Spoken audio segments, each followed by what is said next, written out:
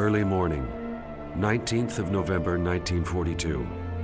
In the vast expanse of the plains to the west of Stalingrad, World War II is about to take a turn for the worse. More than 1 million Red Army soldiers are waiting for the command to cast a noose of steel round the German 6th Army. Stalin has sent his best man to lead this operation, Marshal Grigory Zhukov. Whenever Zhukov appeared, there was bound to be a big battle. That's what the men all used to say back then. We were all aware of that. So when he showed up in our midst, we knew things would soon start. And we were right. It didn't take very long before we got orders to attack. Marshal Grigory Zhukov has learned from his army's mistakes. After defending Russia for more than a year, the Red Army is now ready to go on the offensive. Since August, Hitler's 6th Army has been waiting at Stalingrad on the Volga. This is the longest river in Europe. It forms the boundary with Asia. More than 2,700 kilometers from Berlin, the German soldiers fear the winter and the wide open spaces, but underestimate the enemy. Until then, the 6th Army had been used to winning every battle. So we never thought it possible that the enemy would carry out a pincer movement and surround us like that. At first, we simply couldn't believe that we'd come to the end of the line. But we had. For many, this is a completely new experience. Instead of a quick victory, there is only the odd isolated skirmish.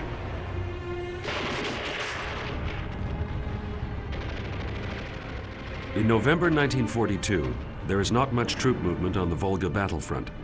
The ice and the freezing weather keep the soldiers busy. Most of them are still unaware of what lies ahead.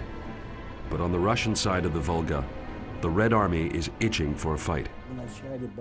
At first, we were worried that the big offensive attack would be postponed because of bad weather. There was thick fog.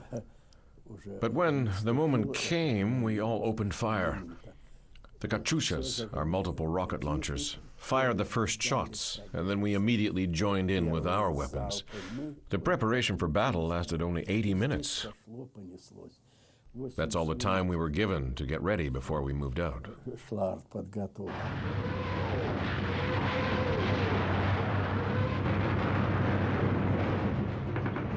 The attack is launched shortly after 5:30 German time.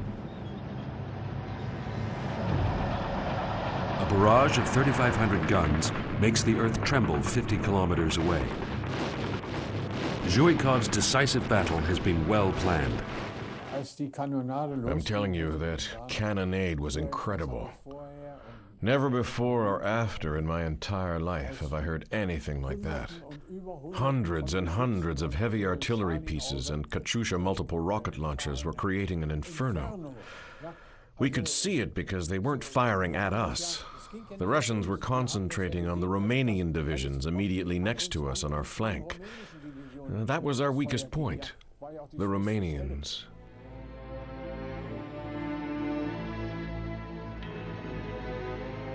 This is all that remains of the Romanian army after the battle. Their government has sent them to take part in Hitler's plundering raid, and these Romanian soldiers have paid the highest price.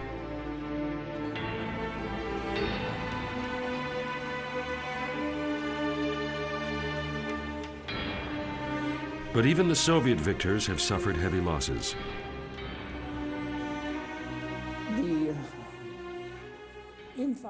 The Red Army's infantrymen advanced in open formation, and their commander rode behind them on horseback. He looked just like a sheepdog driving a flock of sheep in front of him, the way he rode that horse.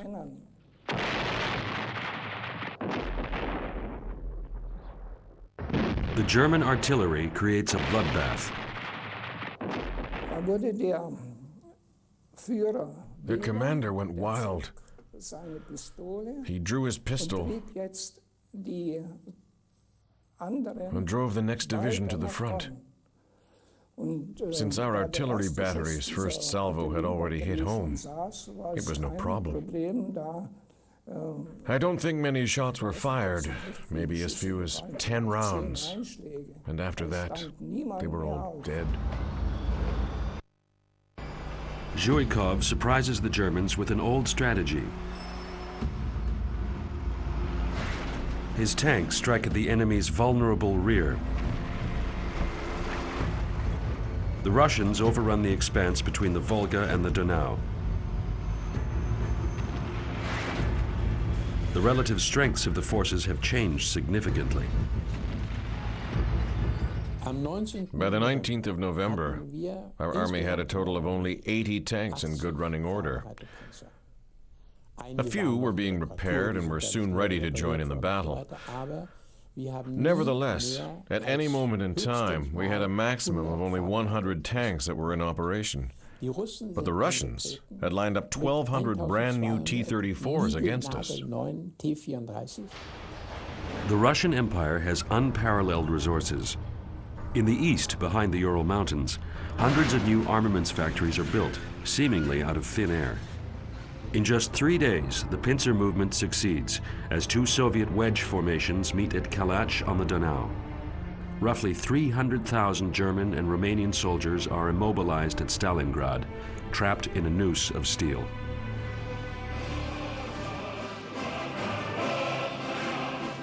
This is a reenactment of the moment when the two Soviet armies met, performed and filmed for propaganda purposes.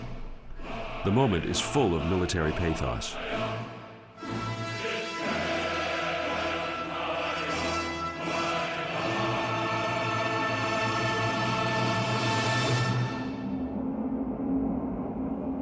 From the start, German soldiers caught in the unrelenting Russian noose realize they are heading for disaster.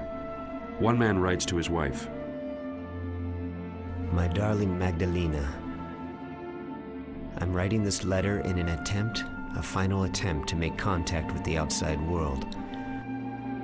The past couple of days were horrifying." Many know what is in store for them.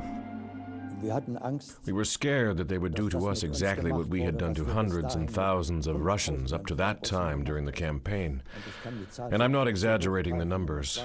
That really happened. That really was the case. We were scared of being trapped ourselves and scared of avenging Russian soldiers. At that time in the war, both sides had become completely ruthless. We knew what was going to happen to us, all right. There would be no quarter.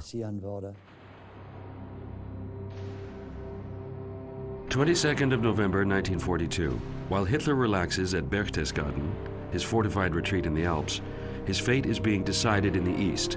When he receives the bad news from the Volga, the Führer orders General Friedrich Paulus, commander of the 6th Army, to maintain his position at Stalingrad no matter what. Even the renowned Field Marshal Manstein, who is immediately ordered to the front, does not yet realize the seriousness of the situation. But other army commanders despair and advise Hitler to order Paulus to break out of the Stalingrad pocket. They nearly succeed. One memorable evening, Hitler, Zeitzler, and Heusinger talked for hours on end. I don't know till what time, probably 2 a.m. Zeitzler urged the Führer to immediately withdraw the 6th Army. But the next morning, Göring said that the Air Force could sustain our men in Russia with supplies of at least 500 tons, and Hitler promptly decided to stick to his guns. The Germans would stay at Stalingrad.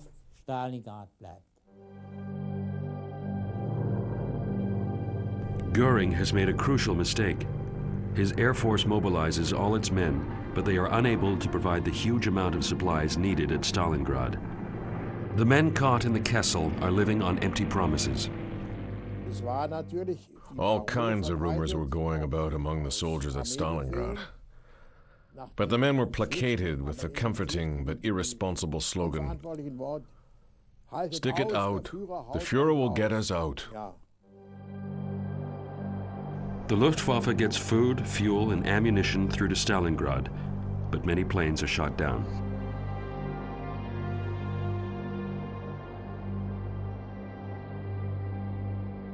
The planes also bring letters from home. Letters from home were a link to relatives. The last and incredibly important link that gave the men, some were still mere boys, who fought far away from their loved ones, hope, and motivated them to continue fighting. The letters written by the men caught in the Russian trap are some of the most moving documents. They give an insight into the tragedy. One officer tries to reassure his wife. The situation is turning in our favor, but of course, all good things take time. What are our darling children up to? I can still see them standing on the stairs, waving goodbye to me. At the moment, the Russian commander seems to be making a real effort to break us down. But the addressee suspects that the truth is much worse. You don't write a letter full of despair to a pregnant woman. He just knew somehow that the baby would be born on his birthday, and that was what happened.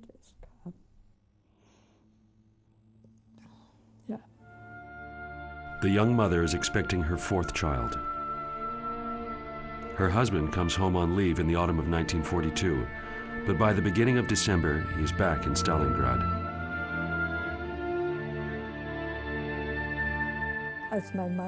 When my husband left, we knew the situation was desperate. It was difficult to say goodbye because neither of us knew what the future had in store. In wartime, this is the fate of millions. Every goodbye is a tragedy, and there is no way to escape it. We were powerless. We couldn't say, I don't like this isn't for me. Those are things that are inconceivable to today's young people. We simply had to accept our fate.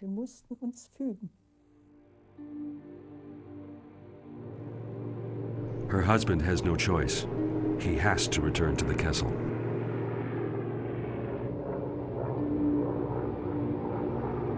On the Russian side, there is a tremendous will to win the war, fired on by the belief that socialism is superior. Ultimately, the Russian generals are all loyal to the party line.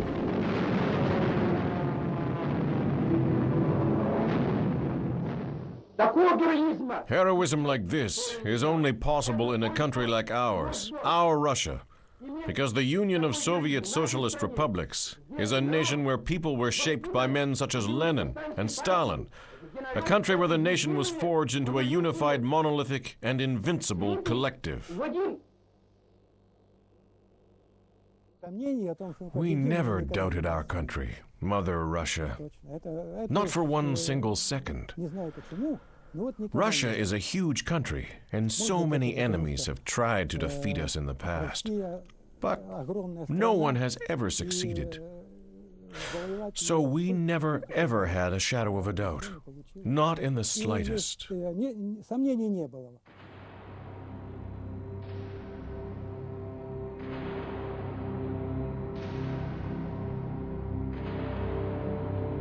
The success of the first days leaves the Red Army soldiers in high spirits, and in many cases drunk as well. In several places, they come across military equipment and food depots and help themselves to German supplies.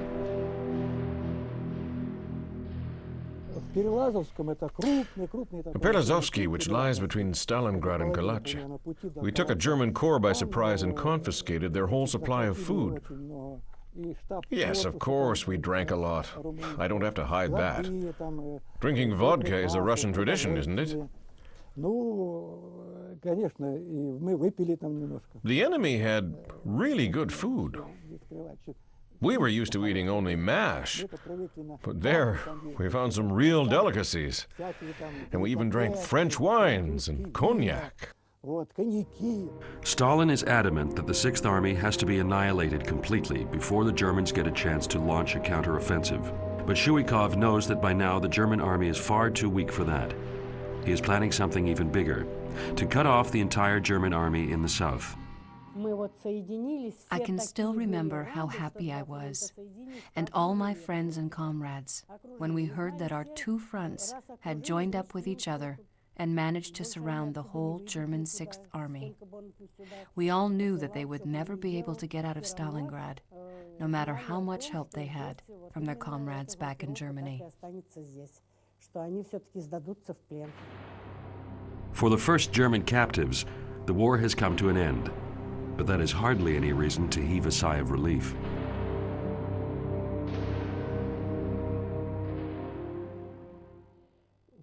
Did I feel any sympathy for the German soldiers? Of course not. How could I feel sorry for them? Once, when I was on duty, wearing my weapon, I saw some German prisoners who were carrying an injured man. I told them, "You fools, you had no business coming here to Russia." The Germans were filthy, wrapped in rags. How could I feel sorry for them? Who invited them to our country?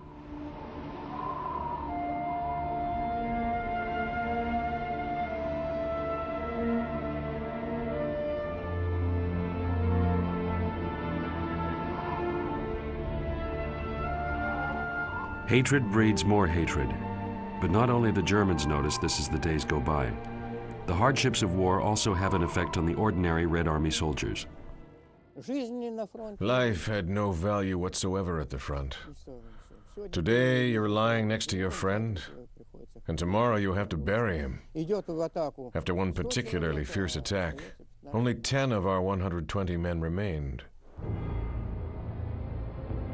On both sides, the combatants' determination is beginning to wane.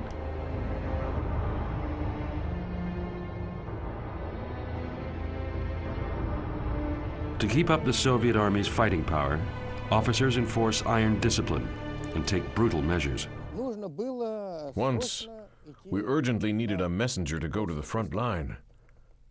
Our captain walked into our shelter and told one soldier, "You there, get dressed and go outside." The man had just returned from guard duty and had taken off his coat. "No, I'm not going," he said. "What was that?" the captain barked. I said, "No, I'm not going anywhere now." "What did you say?" "Come outside with me." The two men went outside and the captain drew his pistol. A German parabellum and said, "Are you going now?" "No, I'm not," I said. "Are you going?" "No, I'm not." Captain fired a shot above his head. But still the soldier said, "I'm not going." He was quite an old man and he was exhausted and had no strength left.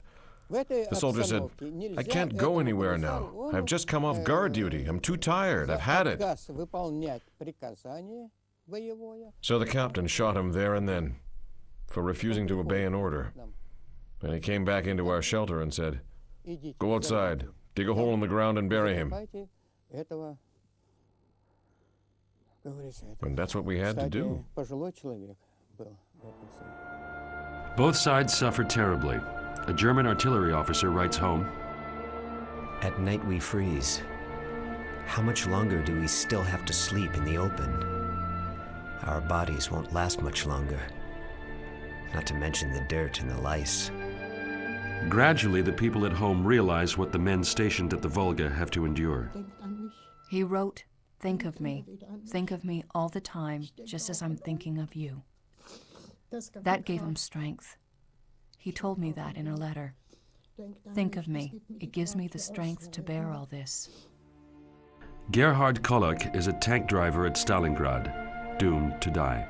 He does not mince his words and is very open with his wife. He wanted to keep the last bullet for himself. He refused to be taken prisoner. I used to say to him, "And what about us? What will become of us here under Hitler?" Officially, Hitler never utters a word about the drama at Stalingrad. The weekly newsreels lead everyone to believe that things are fine, and the reports from the armed forces don't say anything about the battle or Chuikov's pincer movement, which will eventually turn the tide of war back on Germany. Letters from Stalingrad are censored or withheld when necessary. But nonetheless, rumors are rife in the fatherland. The fate of 300,000 men cannot be hushed up. Inside the Stalingrad pocket, which the Germans called the Kessel, the cauldron, supply shortages are claiming more victims than the battle. The thermometer drops to minus 20 degrees. Extreme cold and hunger combine to weaken the soldiers. In other words, it was sheer misery for the ground troops in the Stalingrad Kessel. As part of my duties, I had to go into the shelters and decide which men were still capable of fighting. It made my stomach turn to see that filth, that much agony. I turned around, went outside again and said, "I'm sorry, I can't execute my order." The major asked me why I couldn't do it, and I told him to go in there and see for himself. He came back out and vomited after what he'd witnessed inside that shelter.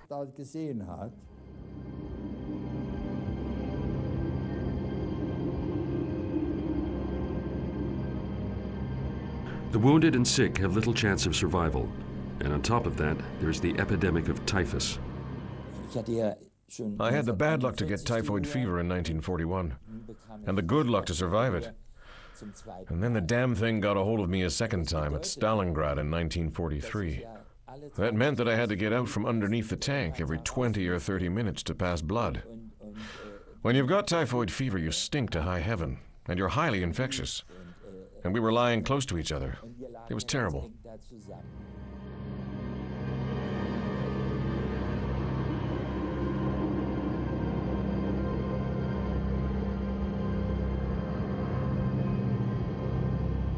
In all this dreadful misery, there is no time for mercy. Someone would come to me, point at a dead comrade and say, "Look, Lieutenant, look at those red spots on his skin." We'd apply pressure to the skin, and if any dents remained, we knew it was typhus. So what were we to do? 2 or 3 of us would quickly carry the man to the riverbank and throw him in. We had to do it like that before his body had the chance to infect the rest of us with the contagion.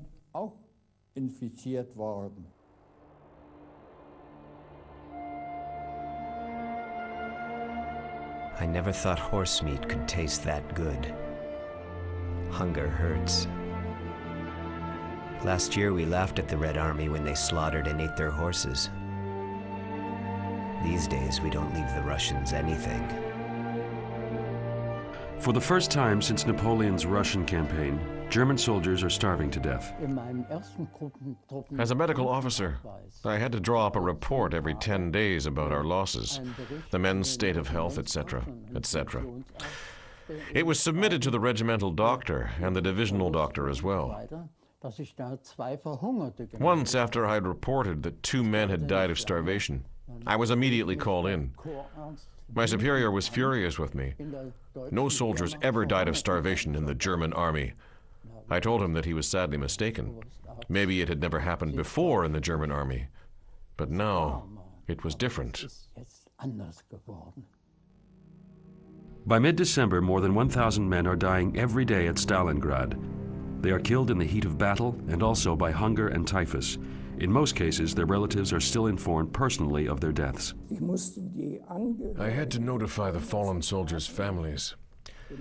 It was a very difficult task for me to accomplish, because I didn't know the soldiers who had fallen at Stalingrad, and I didn't know whether they'd even been buried or not.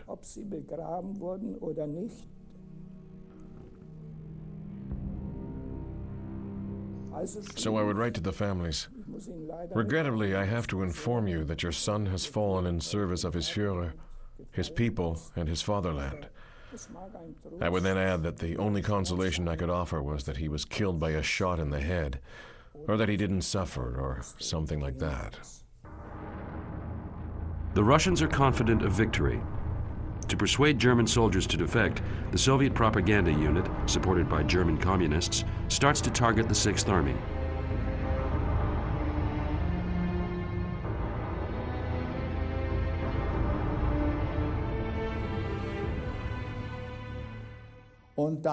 Then it started. Around the clock. Non-stop, monotonous broadcasts. Stalingrad, mass grave.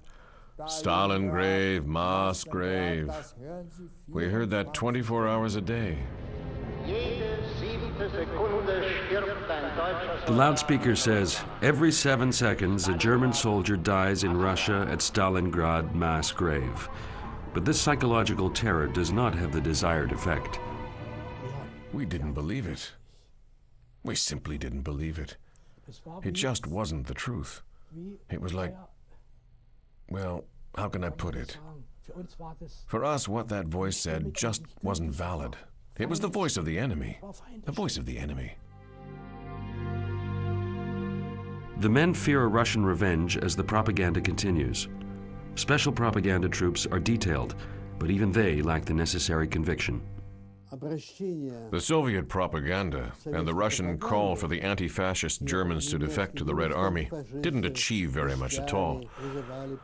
Only a few men ended up coming over to our side. Just a few. A German soldier writes to his wife. I'll be honest with you, my love. Only a miracle can save us now. Don't let fate get you down. Go on being so brave for the sake of our two boys. The only thing that kept us going through that awful time was the beautiful Madonna of Stalingrad. A few days before Christmas, a medical officer had found some pencils and made a drawing of her on the back of a Russian card. Kurt Reuber, a doctor and theologian, draws the Madonna that gave hope to those who were doomed to die. He will die later in 1944 in Russian captivity. That drawing and its message spread through our ranks like wildfire. It gave us new hope, hope that things might still improve. Light, life, love, that was the Madonna of Stalingrad's message, a message from another world. By the end of November 1942, Hitler returns to Wolschanze, his East Prussian headquarters. He still refuses to relent. He will not allow the Sixth Army to back out.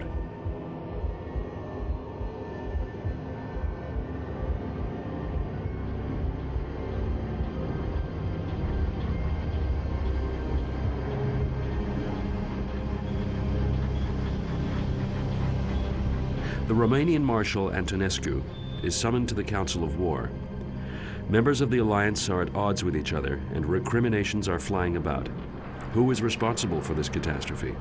In the end, they decide on a final battle of liberation. Field Marshal Manstein is to lead this operation. What I found unfortunate about Manstein was that he never bothered to go to Stalingrad personally, which was a great pity. Of course it was dangerous, but he could have gone there and should have, as the commanding field marshal. I feel he should have taken a personal interest. Then he would have seen the terrible state of the soldiers who were caught in the Russians' trap and how low the Sixth Army had sunk. Manstein is to command a relief army, the Hoth Tank Division, to break the Kessel. They call it Operation Winter Storm. At the time, the plains were freezing cold. At first everything was just frozen up, but then the snow also came. Thick snow began to fall. Eventually, everything was covered in snow, but we still had to report for duty. The rescue mission has 3 divisions, only one of them newly equipped. They don't have enough fuel or air support.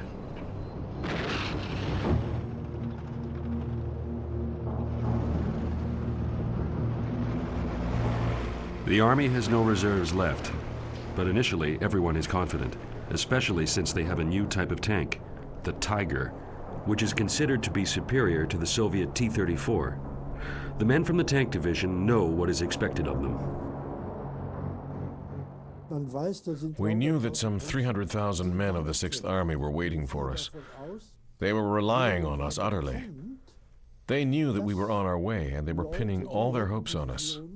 We were to save them. We were their last resort. At first, the Hoth Division makes good progress. The Red Army is taken by surprise. It has hardly any troops southwest of Stalingrad. But then things change. The German Tank Division is too weak. 60 kilometers before reaching Stalingrad, they come to a halt. 60 kilometers between survival and defeat. Not a great distance for a whole tank division. Liberation seems to be within their grasp. The tanks in the front fired flares to show our trapped countrymen that we were on our way to rescue them. Suddenly, hope stirs inside the Kessel. We saw the flares, and we heard the artillery fire. You can hear very well at minus 40 degrees. In that crystal clear weather, you can hear everything.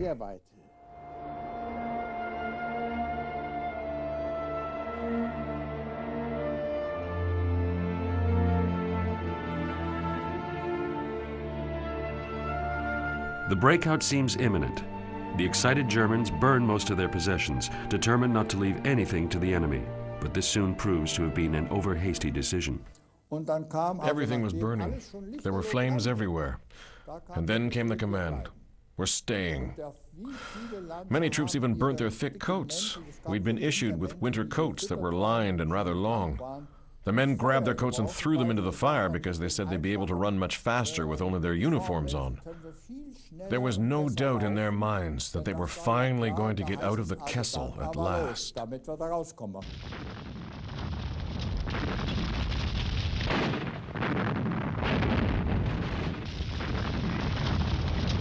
But within the ranks of the General Staff, the situation is more realistically assessed. By around the 19th of December, we were told that the breakout wasn't going to happen and that we had to return to our old dugouts. And then it was clear, at least it was completely clear to me, that the end was near. It was simply a question of when it would finally come. But on the front, the illusion lasts longer.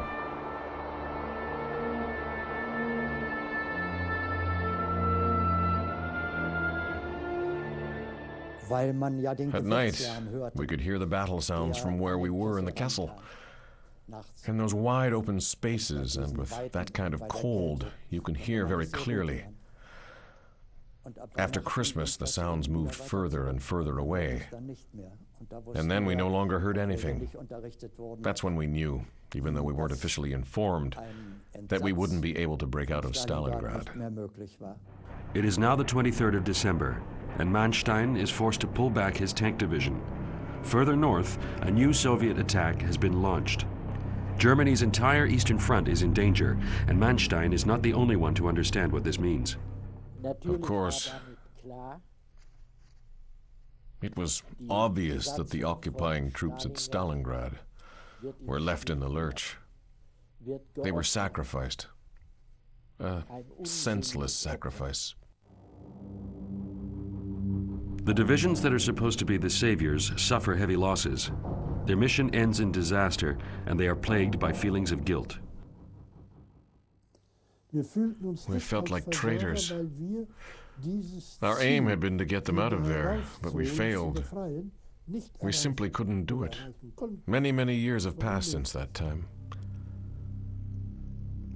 But to this day, I don't celebrate on Christmas Eve.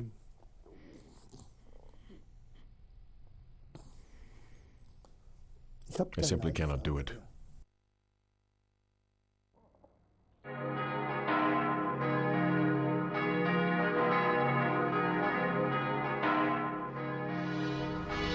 At home, a brave face is put on. The weekly newsreel soothes the nation. Protected by a strong front, our homeland can prepare for its fourth Christmas while at war.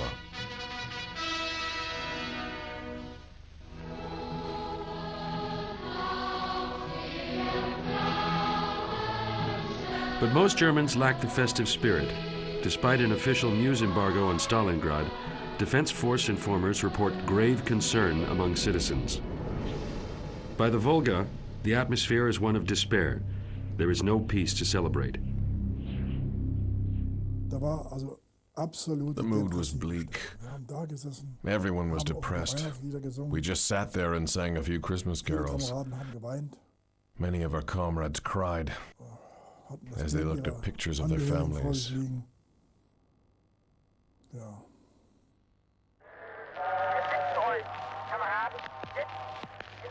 On Christmas Eve 1942, the Third Reich's official radio station plays Silent Night for all the armed forces.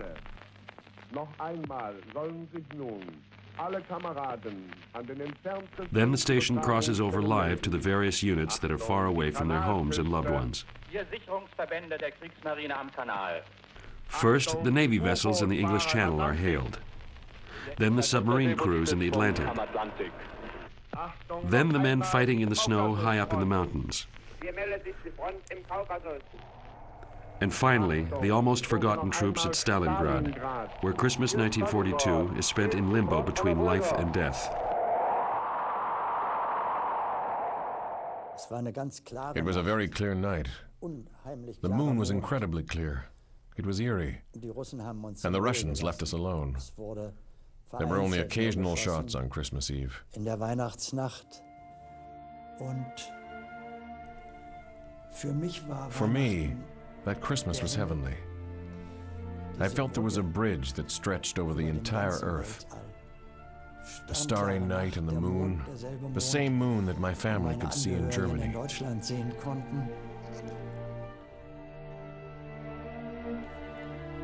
Most of us knew the end was near, and we wrote farewell letters, hoping that they would be delivered to our people. All we thought of was home.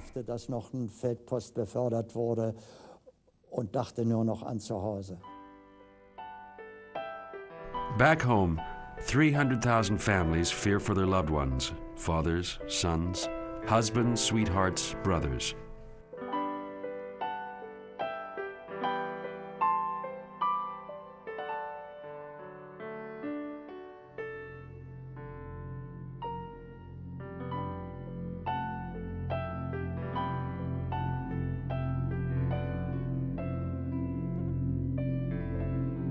While German propaganda paints a scene of Christmas trees and bright lights, the 6th Army at Stalingrad reports that 60 men have died of starvation. At the Volga, the Empire's official Christmas greetings are no longer welcome. The Führer's Christmas gift was supposed to be a parcel containing gingerbread or something, and cigarettes, and I don't know what else. With a postcard saying, "Greetings from the Führer," or something ridiculous like that. But by the time it reached us in our shelters, all that remained were 3 cigarettes and a few sweets. On Christmas Day, the following entry is made in the 6th Army's war diary. For the past 48 hours, we have received no supplies. We are running out of food and fuel. Our men are fast losing their strength. A general writes to his wife.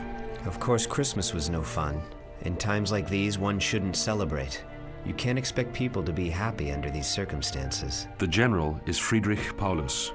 While in charge at Stalingrad, he will be promoted to the rank of Field Marshal.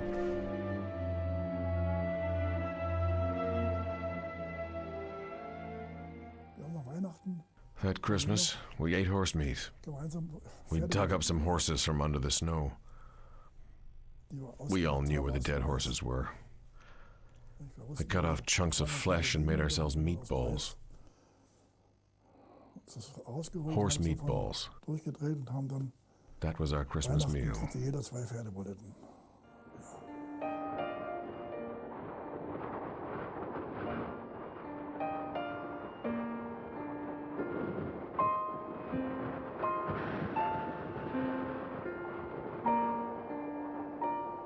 At Christmas time, many German soldiers fall prey to Soviet shock troops. We liked their Christmas.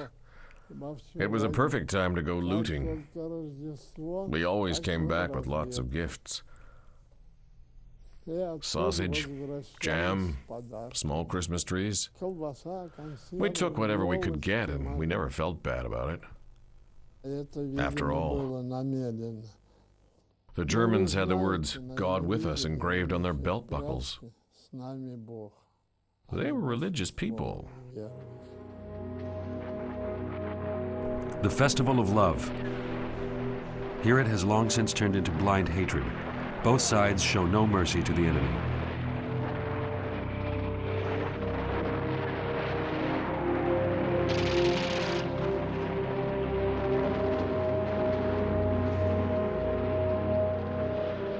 For many, Christmas becomes a turning point.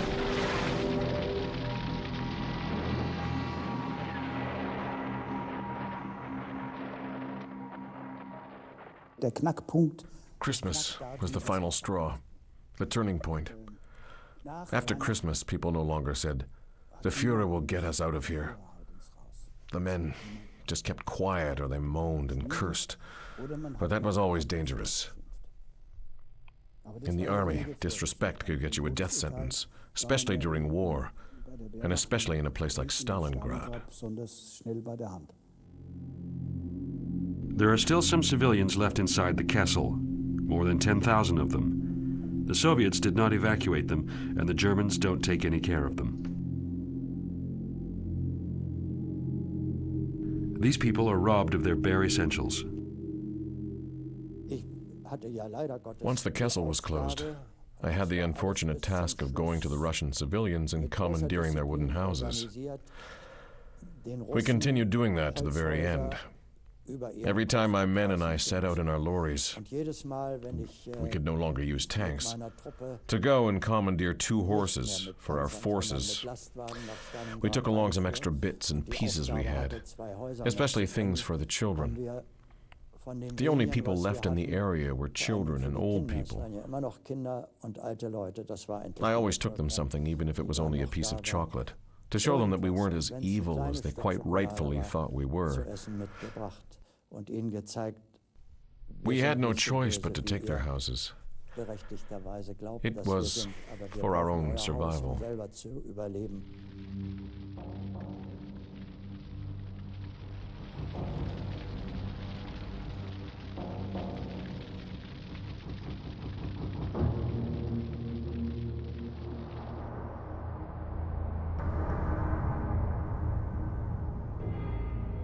The freezing hell of Stalingrad will claim more than 700,000 lives. Germans, Russians, soldiers, civilians. Every death is a tragedy. And still there are officers who give their soldiers orders to perform heinous crimes. An officer ordered me to shoot a young Russian soldier. I refused and told him to do it himself, but he was too much of a coward to shoot the young man. He wanted me to do his dirty work. I didn't budge. I wasn't prepared to do it. The officer saw he was losing face. He turned around and marched off. I called the Russian and said he was free to go. He was so grateful that he knelt at my tank and prayed.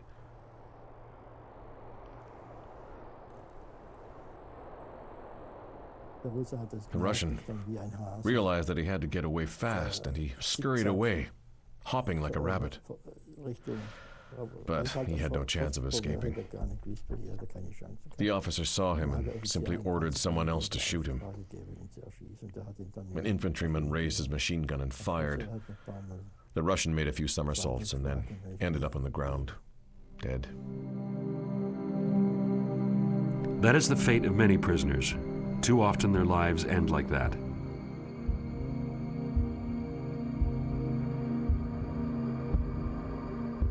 But everyone has a different experience. The first Germans who came to our house were fine, but later on they treated us badly. The first time 3 Germans came to our house, I was only 6 years old. I went to hide under the bed. The captain had a chocolate in his hand. I still remember that very clearly. The chocolate was filled with rum. He gave it to me. I don't know where he got it from.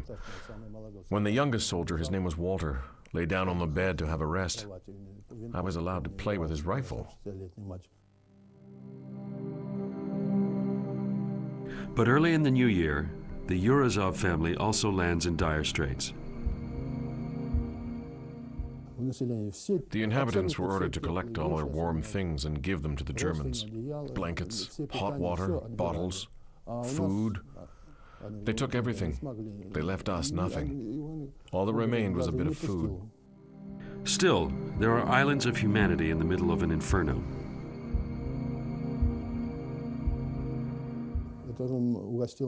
The captain often showed us his pictures. There was a picture of his wife and children. He showed them to my mother and me. We were surprised to see that the Germans also had factories like ours. Walter never showed us any pictures. New Year's Day 1943, and the Germans are waiting for the end. But the propaganda machine continues to spout lies. Joseph Goebbels' New Year's speech is full of patriotic rhetoric. Deep in enemy territory, our soldiers are keeping watch. Not even the infernal fury and stubborn determination of the wild brutes of the East will shake them. If until now anyone has doubted that we can and will ultimately be victorious, our nation has come up with the most persuasive proof. A nation that can survive trials and tribulations like these is surely destined for a great future. For the men at Stalingrad, this is sheer scorn. We were glorified, even though we were still alive. We weren't all dead yet, by no means. There were still hundreds, in fact thousands of us. And that was an incredible insult to us. To the west of Stalingrad, the Red Army is advancing relentlessly. Tatsinskaya, the most important airfield for the German airlift of supplies into the Kessel, is attacked. More than 70 transport aircraft are lost on the ground. Göring's promise to keep sending supplies by air dissolves into utter despair. In the later stages, things became completely chaotic. While an aeroplane was taking off, men would be running after it on the runway, trying desperately to escape from the Kessel. 50,000 wounded soldiers are evacuated by air, but tens of thousands are left behind.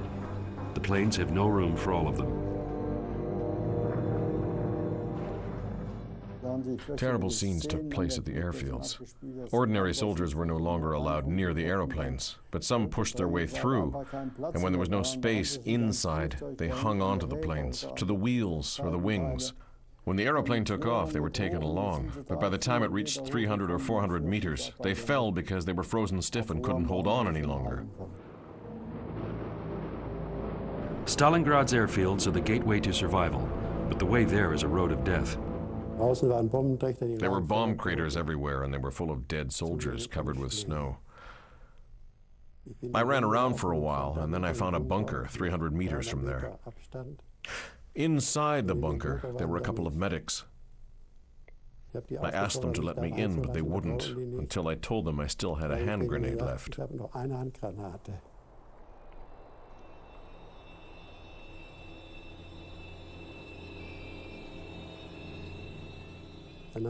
Then they opened the bunker and let me in. There were a lot of wounded men inside. One of them was from Essen, and he said he wasn't going to go back to the airfield again. He'd spent the entire night outside, freezing and waiting to be airlifted back to Germany. But it was to no avail. There were too many injured soldiers, and the planes took off again seconds after landing. But I wasn't going to be put off by his story. Hans Rostovitz eventually makes it to the airfield at Gumrak.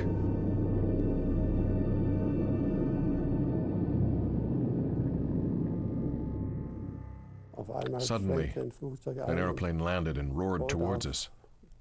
It stopped 10 meters ahead of me. The door opened, a couple of crates and a few bags were thrown out. By then, we were at the door. I was still trying to explain that I had a head injury, but the man just shouted, "Get in! Get in!" 17 of us scrambled in. The door was slammed shut, the engine started, and the plane was ready to leave again.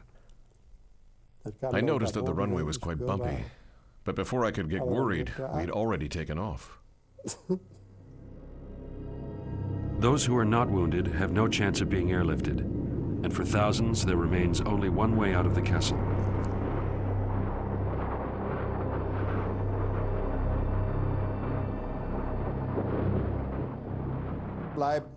"Stick with me," I said, "and I'll see if I can find a place where we can sneak through." But he just shook his head and said, "Thanks for everything you've done. You spent so much time trying to help me, trying to talk me out of it, but I can't stand this any longer." Then I knew. When he raised his pistol and shook my hand without saying a word, then I knew this was the end for him.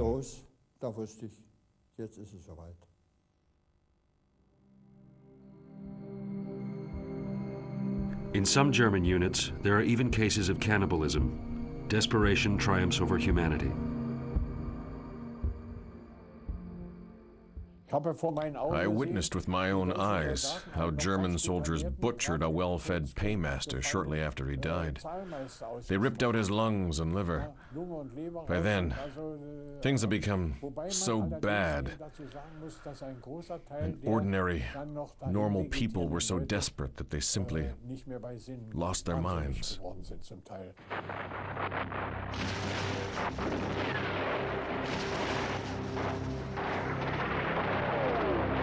The Red Army keeps pulling the noose of steel tighter and tighter round the Germans.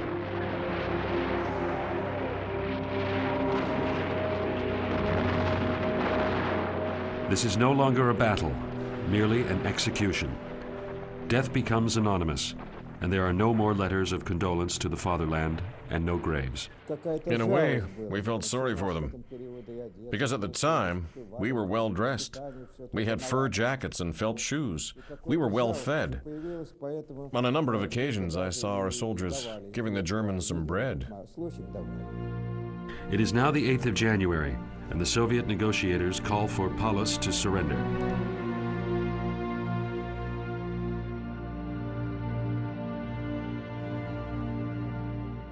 But he has strict orders from Hitler to fight to the last bullet.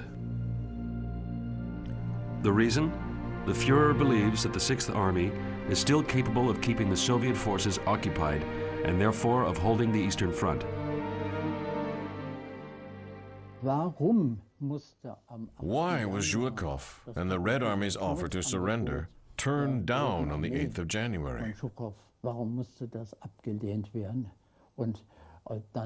Why were the peace negotiators chased away with shots?